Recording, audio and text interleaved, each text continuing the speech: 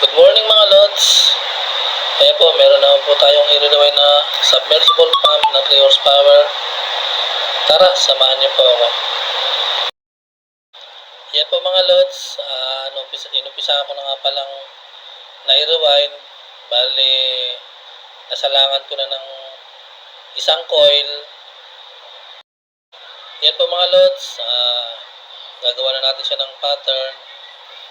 Bali, i-mold din na nga pala natin siya ng sabay-sabay. Lahat ng group niya, tatapusin na natin.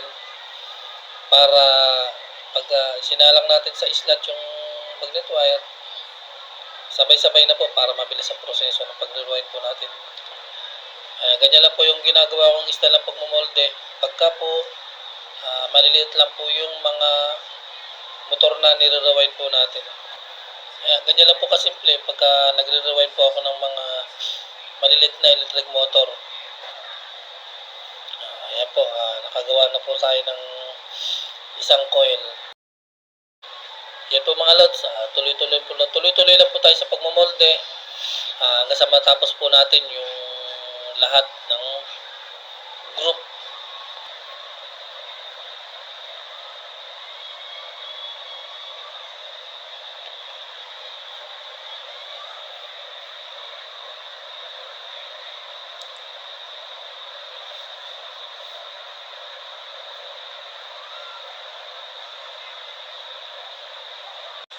Bali, 6 group nga po pala itong gagawin natin na to. Dahil ito pong submersible pump buta na ito ay high speed po.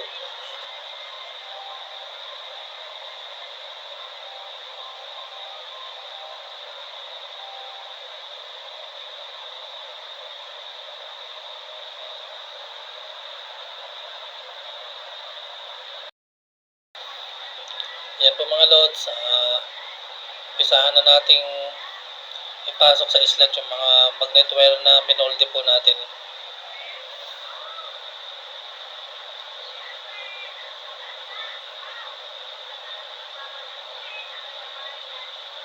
Kailangan mga load sa pagre-rewind, konting tiyaga, dapat hindi po mainipin. Tsaka maingat po para yung mga magnet wire hindi magasgas habang ipinapasok po natin sa slot.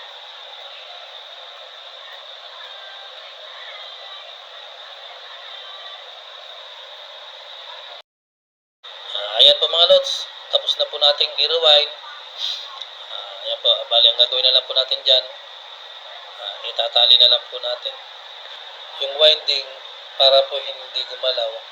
Pagkatapos po, i-connection na lang natin.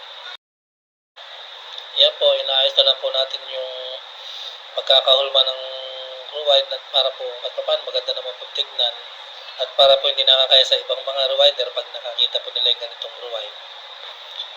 Bukas yun na po pala itutuloy ulit yung iba pa nating video para po sa pagtatali at pag-connection. Maraming salamat po.